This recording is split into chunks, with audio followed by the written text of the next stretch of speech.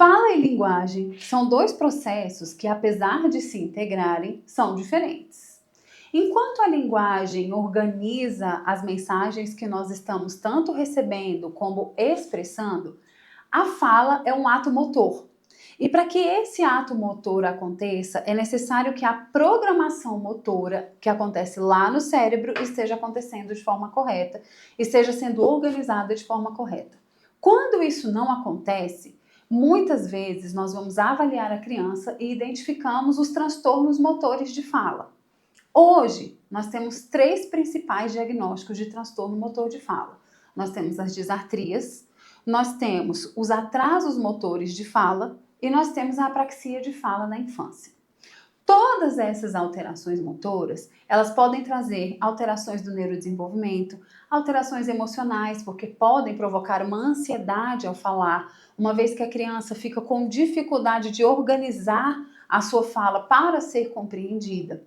Em todos esses diagnósticos, tanto nas disartrias, como nos atrasos motores de fala, como nos transtornos motores de fala, nós temos também um atraso de desenvolvimento dessa fala. E o atraso de desenvolvimento de fala, ele precisa ser avaliado porque nós não sabemos qual é a causa. Nós não sabemos por que aquela criança está passando por esse processo. Se nós, ao longo da intervenção, ao longo do processo de avaliação, aqui no Centro Acolitar nós usamos muito o recurso que nós chamamos de avaliação interventiva. Nós avaliamos e intervimos ao mesmo tempo. Se ao longo desse processo de avaliação e de intervenção contínua, nós observamos e conseguimos identificar as características dos transtornos motores de fala, nós já começamos uma intervenção especializada. Por quê? Porque o transtorno motor de fala, ele não é uma simples troca de fonema. Muitas vezes a criança tem um transtorno motor de fala e ela não fala o R vibrante, mas ela também não fala o S, o som do S com consistência, ou Sh, ou J, ou K. E uma característica muito comum, especialmente na apraxia de fala na infância, que nós encontramos nas alterações motoras de fala, é a inconsistência na produção de vogais, é a inconsistência na produção de palavras. A criança vai falar uma palavra e ela fala a mesma palavra de diversas maneiras diferentes. Então ela vai falar baralho, algumas vezes ela vai falar balalho, em outras ela vai falar palalho, em outras ela vai falar catinha, para se referir ao baralho, porque naquele momento programar a palavra cartinha foi mais simples para o cérebro do que programar a palavra baralho. Então há uma inconsistência dessa programação e dessa produção de palavras. E é assim que nós costumamos identificar os transtornos motores de fala.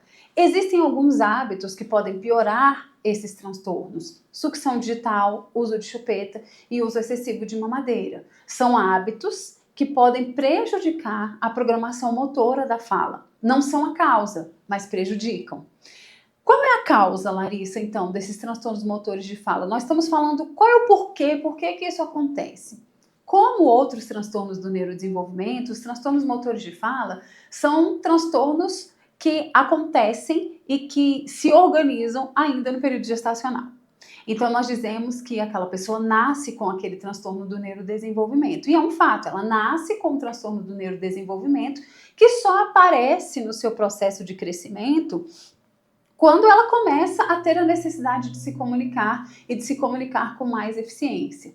Então, os transtornos motores de fala, eles têm uma grande complexidade de intervenção, têm uma grande complexidade de avaliação e têm uma grande complexidade de diagnóstico. Por isso é importante que você procure profissionais especializados que saibam identificar essas alterações e, acima de tudo, que saibam fazer intervenções assertivas, porque cada criança é uma, cada pessoa precisa de um planejamento diferente e de uma organização diferente para que essa intervenção tenha resultados melhores.